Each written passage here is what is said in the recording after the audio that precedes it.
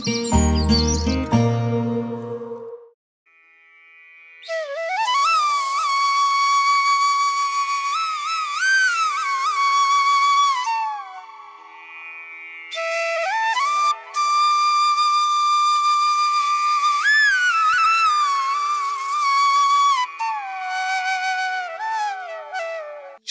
धूप, फटी हुई भिवाइयां और माथे पर पसीने की बूंदें। ये कहानी है रामू किसान की।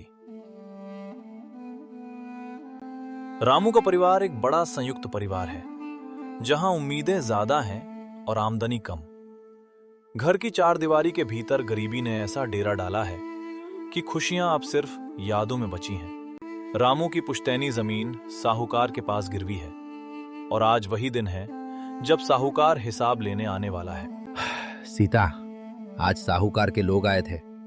बोल रहे थे कि अगर इस महीने ब्याज नहीं चुकाया तो खेत हाथ से निकल जाएगा। वही खेत जिसे मेरे बाप दादा ने खून से सींचा था। पर हम करेंगे क्या? घर में दाने के नाम पर सिर्फ मुट्ठी भर बाजरा बचा है। बच्चों की स्कूल की फीस भी तो बाकी है। लाडो और गोलू को पढ़ाई का इतना शौक है, पर मुझे डर है कि कहीं उनकी किताबें ना बिक जाएं। बेटा रामू, हिम्मत मत हार। भगवान कोई न कोई रास्ता जरूर दिखाएगा। हमारी लाडो बहुत समझदार है, वो कुछ न कुछ हल जरूर निकालेगी। माँ, समझदारी से पेट नहीं भरता। साहूकार को कागज चाहिए, पैसे चाहिए। मेरी मेहनत मिट्टी में मिल रही है। घर के आंगन में लाडो और उसका छोटा भाई गोलू अपनी फटी हुई किताबों को गोंद से चिपका रहे हैं। लाडो 12वीं में है और गोलू 8वीं में। दोनों मेधावी हैं, लेकिन उनके पास डीए में डालने के लिए तेल भी नहीं है कि वे रात को पढ़ सकें। दीदी, क्या बापू सच में खेत बेच देंगे? अगर खेत बिक गया तो हमारी पढ़ाई का क्या होगा? मास्टर जी कह रहे थे कि अगर इस हफ्ते फीस नहीं दी तो नाम काट देंगे। नहीं गोलू, तू डर मत, मैं हूँ ना। मैं बापू को और परेशान नहीं होने दूंगी। तू बस अपनी पढ़ाई पर ध्यान दे। देख लेना, एक दिन हम इस टूटे हुए घर को महल बनाएंगे। पर कैसे दीदी? हम तो गरीब हैं, लोग हमारा मजाक उड़ाते हैं। दुनिया का काम है कहना, हमारा काम है करना। तू बस भरोसा रख। लाडो के घर के ठीक बगल में रिया का घर है। रिया लाडो की पक्की सहेली है। रिया के पापा शहर में एक बड़ी कंपनी में काम करते हैं, इसलिए उनकी स्थिति काफी अच्छी है। रिया और लाडो की दोस्ती में कभी अमीरी गरीबी आड़े नहीं आई। रिया हमेशा लाडो को शहर की नई नई चीजें दिखाती है। नाडो, जल्दी आ, देख पापा शहर से क्या लाए हैं। इसे पिज्जा कहते हैं। ये देखो, इसमें कितनी सारी चीजें हैं। ये क्या है रिया? गोल गोल रोटी जैसा, पर इस पर तो कितनी सारी सब्जियां और सफेद सफेद कुछ लगा है। इसका नाम क्या बताया तुमने? पिज्जा? रुक, मैं तुझे इसका वीडियो दिखाती हूँ। ये क्या है? फोन के अंदर लोग बोल रहे हैं, खाना बना रहे हैं। ये जादू कैसे होता है? पगली, ये जादू नहीं, यूट्यूब है। यहाँ लोग वीडियो डालते हैं और पूरी दुनिया उन्हें देखती है। देख, ये लड़की बस खाना बनाना सिखा रही है और इसके लाखों चाहने वाले हैं। लाडो के लिए वो फोन एक जादुई खिड़की की तरह था। उसने देखा कि लोग अपनी साधारण जिंदगी दिखाकर भी मशहूर हो रहे हैं। रिया ने उसे पिज्जा खिलाया, जिसका स्वाद लाडो ने पहली बार चखा था। रिया, ये तो बहुत स्वादिष्ट है, पर क्या हम जैसे गांव वाले भी इस मशीन पर दिख सकते हैं? क्या मेरी माँ के हाथ का साग और मक्के की रोटी भी दुनिया देख सकती है? क्यों नहीं लाडो, बल्कि शहर के लोग तो तरसते हैं गांव का असली जीवन देखने के लिए। तेरा घर, तेरा गांव, तेरी बातें, ये सब बहुत खास हैं। तू एक चैनल क्यों नहीं शुरू करती? मैं तुझे अपना पुराना फोन दे दूंगी, उसमें कैमरा बहुत अच्छा है। पर मेरे बापू, अगर उन्हें पता चला कि मैं पढ़ाई छोड़ ये सब कर रही हूँ, तो वो बहुत गुस्सा होंगे। तू पढ़ाई मत छोड़, स्कूल के बाद सिर्फ 1 घंटा वीडियो बनाना, मैं तेरी मदद करूंगी। लाडो ने रिया के पुराने फोन से अपना पहला वीडियो शूट किया। वो खेत में जाकर मिट्टी के चूल्हे पर रोटियां बना रही थी और साथ ही गांव की सुंदरता के बारे में बता रही थी। लेकिन जैसे ही वो वीडियो बना रही थी, गांव के कुछ लोग वहां से गुजरे। अरे ओ लाडो, ये क्या कर रही है? बाप उधर धूप में मर रहा है और तू यहाँ शीशे के सामने नाच रही है। शहर की हवा लग गई है क्या? अरे काकी, ये हीरोइन बनेगी। अब खेतों में काम कौन करेगा? पढ़ाई लिखाई तो बस बहाना है। इसे तो मोबाइल का चस्का लग गया है। काकी, मैं कुछ गलत नहीं कर रही, बस अपने गांव की बातें रिकॉर्ड कर रही हूँ। कलमुही, लाज नहीं आती? घर जा और चूल्हा संभाल, वरना रामू को बता दूंगी कि उसकी बेटी हाथ से निकल गई। लाडो डरती हुई घर पहुंची, पर काकी पहले ही पहुंच चुकी थी। लाडो की माँ सीता आग बबूला हो रही थी। लाडो, ये क्या सुन रही हूँ मैं? तू खेतों में वीडियो बना रही थी। लोग थू थू कर रहे हैं मुझ पर। मैंने तुझे इसीलिए बड़ा किया था कि तू खानदान की नाक कटवाए। माँ, मेरी बात तो सुनो। ये सिर्फ वीडियो नहीं है, ये एक रास्ता है हमारी गरीबी दूर करने का। रिया कह रही थी कि इससे पैसे भी मिलते हैं। चुप कर। पैसे मेहनत से मिलते हैं, तमाशा करने से नहीं।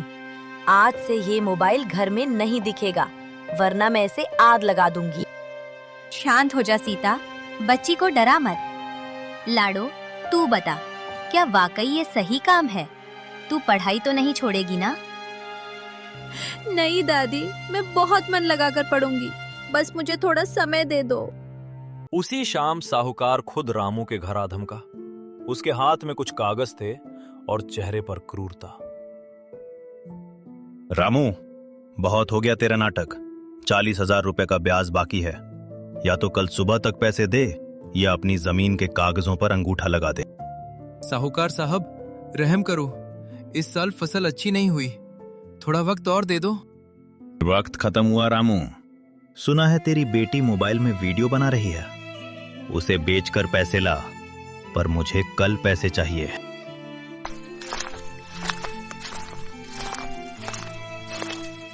लाडो, तेरी इन हरकतों की वजह से आज साहूकार ने मेरी बेइज्जती की।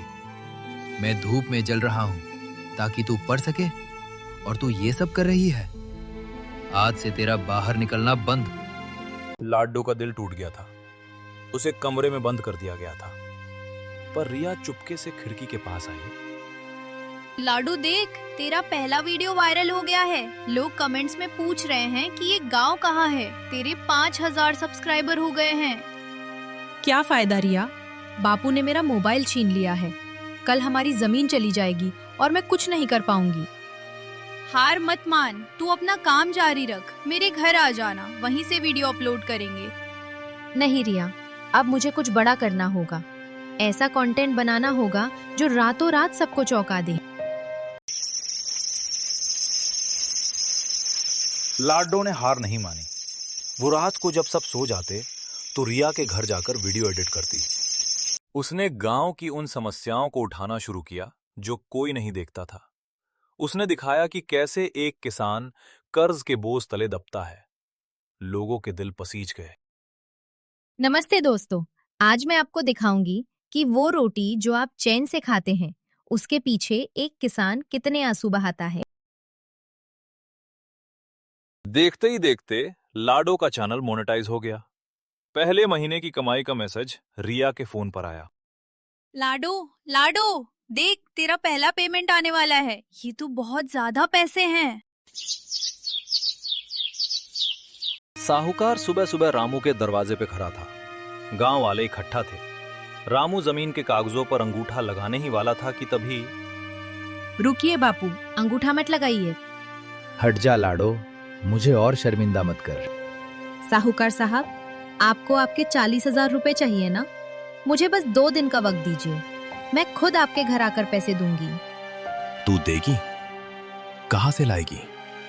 भीख मांगेगी या ये मोबाइल बेचेगी? कहां से लाऊंगी, ये मेरी चिंता है। पर 2 दिन बाद अगर पैसे ना मिले तो आप ये घर भी ले लीजिएगा।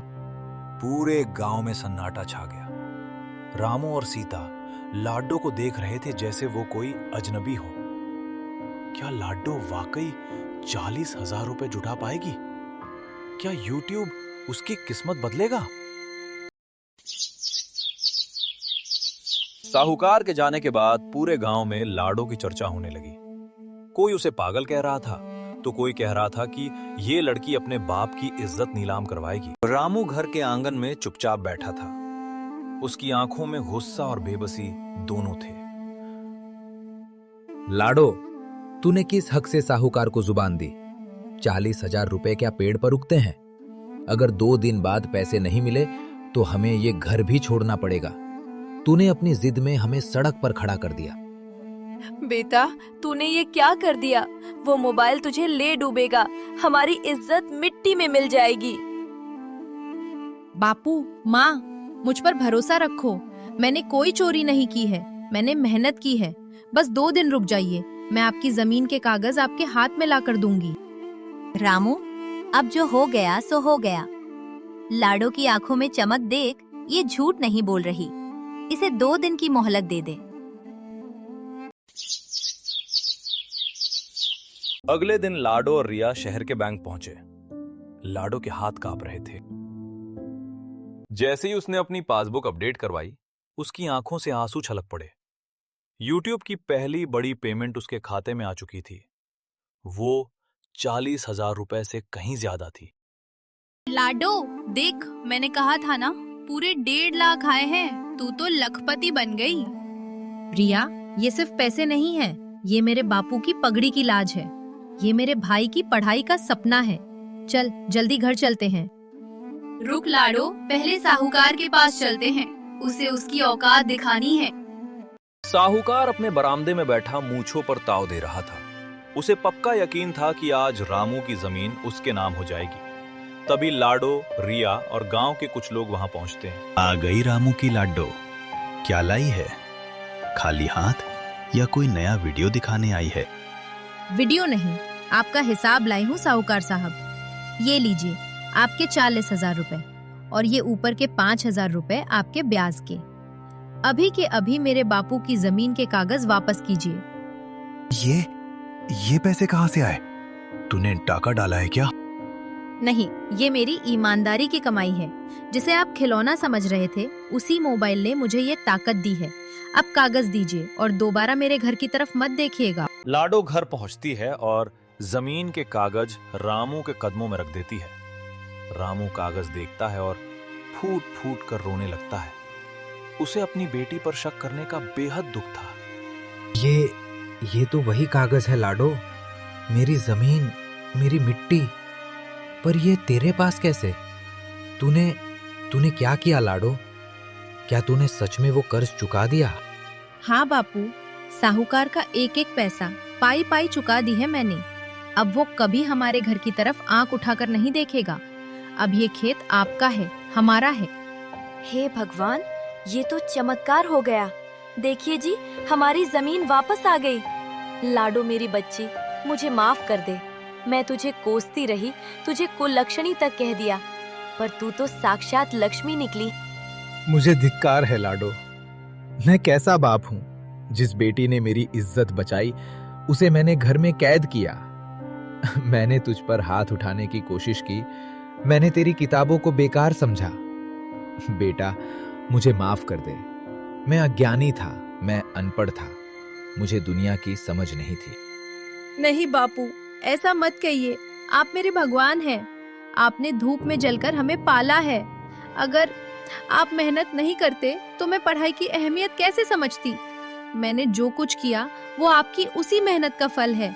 बस फर्क इतना है कि आपने हल चलाया और मैंने इस छोटे से फोन को अपना हल बना लिया। रामू, देख ले, मैंने कहा था ना, मेरी लाडो कुल का नाम रोशन करेगी। आज इस बच्ची ने साबित कर दिया कि बेटी बोझ नहीं बल्कि घर की ढाल होती है। आज से तू मेरी बेटी नहीं, मेरा बेटा है लाडो। नहीं, बेटों से बढ़कर है तू। आज तूने इस बूढ़े बाप को फिर से जिंदा कर दिया। लोग कहते थे कि किसान की बेटी सिर्फ चूल्हा फूंकना जानती है, पर तूने तो पूरी दुनिया को हिला दिया। दीदी, अब बापू रोएंगे नहीं ना? अब हम अपनी जमीन पर फिर से खेल सकेंगे। हाँ गोलू, अब हम खेलेंगे भी और पढ़ेंगे भी। अब कोई हमें नीची नजर से नहीं देखेगा। मालिक, तेरा लाख लाख शुक्र है। तूने मुझे ऐसी औलाद दी जो गिरते हुए बाप का सहारा बनी।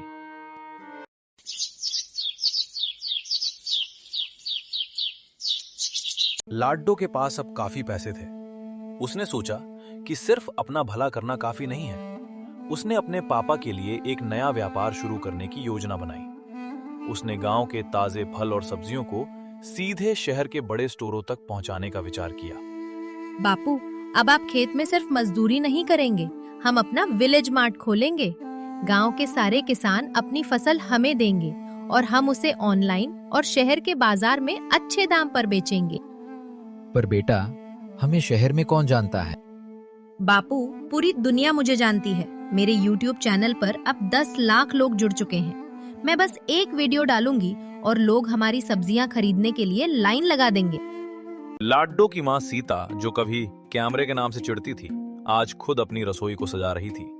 गांव की शुद्धता और मां के हाथ का स्वाद, यही लाड्डो के अगले वीडियो का विषय था। लाडो, क्या सच में लोग मुझे देखेंगे? मैं तो एक अनपढ़ औरत हूँ, मुझे तो ढंग से बोलना भी नहीं आता। कहीं लोग मेरा मजाक तो नहीं उड़ाएंगे? माँ, दुनिया बनावटीपन से थक चुकी है। उन्हें आपका ये सादापन, ये मिट्टी का चूल्हा और आपके हाथ का असली स्वाद चाहिए। आप बस वैसे ही बात करना जैसे मुझसे करती हो। राम राम भाइयों और बहनों, आज मैं अपनी लाडो की पसंद का सरसों का साग बना रही हूँ। शहर में तो आप लोग गैस पर बनाते होंगे, पर असली स्वाद तो इस मिट्टी की हांडी और धीमी आंच में है। अरे वाह माँ, आपने तो कमाल कर दिया। देखिए, अभी वीडियो डाला भी नहीं और रिया के फोन पर लोग पूछने लगे कि चाची के हाथ का साग हमें कब मिलेगा। क्या अनजान लोग मुझे चाची कह रहे हैं? लाडो, मुझे आज समझ आया, ये फोन सिर्फ फोटो खींचने के लिए नहीं, दिल जोड़ने के लिए भी है। मुझे माफ कर देना बेटा, मैंने तेरी इस ताकत को पहचाना नहीं था। देख सीता, हमारा गोलू आज शहर के सबसे बड़े स्कूल जा रहा है, जहां बड़े बड़े साहबों के बच्चे पढ़ते हैं। वहां आज एक किसान का बेटा पढ़ेगा। बापू, दीदी ने कहा है कि अगर मैं अच्छे नंबर लाया तो वो मुझे कंप्यूटर भी दिलाएंगे, फिर मैं भी दीदी जैसा बनूंगा। सिर्फ मेरे जैसा नहीं गोलू, तुझे उससे भी आगे जाना है। तुझे बड़ा अफसर बनकर इस गांव की सड़कें पक्की करवानी है, ताकि किसी भी बच्चे को स्कूल जाने में दिक्कत ना हो। लाड्डो बेटा, आज जब ये बस यहाँ रुकती है तो पूरे गांव की आंखें फटी रह जाती हैं। जो लोग कल तक हमें अछूता समझते थे, आज वो मुझसे पूछते हैं कि रामू भाई, हमारे बच्चे का दाखिला भी करवा दोगे क्या? ये सब तेरी वजह से हुआ है।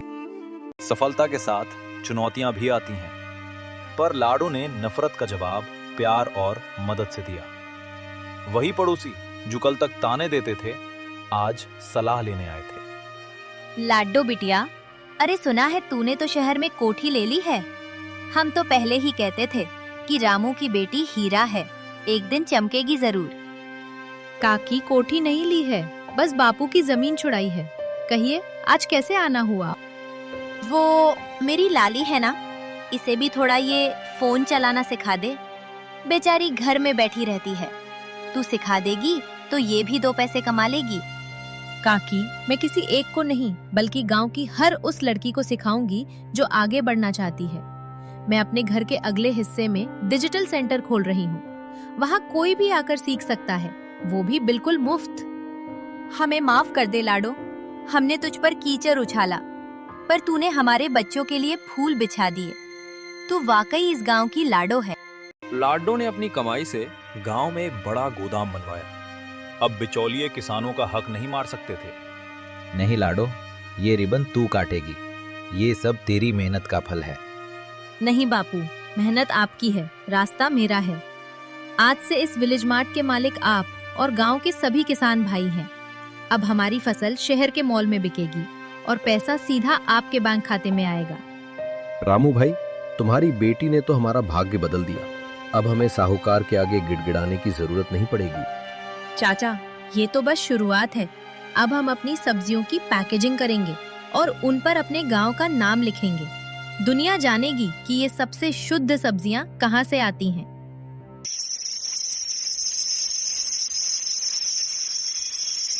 सूरज ढल रहा है, पर रामू के घर में रोशनी पहले से कहीं ज्यादा है।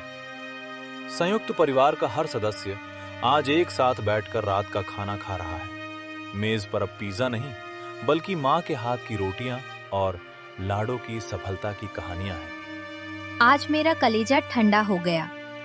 मैंने अपनी पूरी उम्र गरीबी में बिता दी, पर मरते वक्त ये सुकून है कि मेरे पोते पोती अब किसी के गुलाम नहीं रहेंगे। बेटा, आज YouTube पर तेरे कितने चाहने वाले हो गए? बापू, आज 50 लाख लोग हमसे जुड़ चुके हैं, पर मेरे लिए सबसे बड़ा लाइक आपकी ये मुस्कान है। लाडो, जल्दी देख, सरकार की तरफ से तुझे नारी शक्ति पुरस्कार के लिए चुना गया है। तुझे दिल्ली जाना होगा। मेरी बेटी दिल्ली जाएगी? बड़े साहबों से मिलेगी? हाँ माँ, हम सब जाएंगे और दुनिया को बताएंगे कि अगर एक किसान की बेटी ठान ले तो वो घर की दीवारें ही नहीं, पूरे देश की सोच बदल सकती है। लाडो की कहानी हमें सिखाती है कि साधन कम होने से सपने छोटे नहीं होते, बस एक कदम उठाने की हिम्मत चाहिए।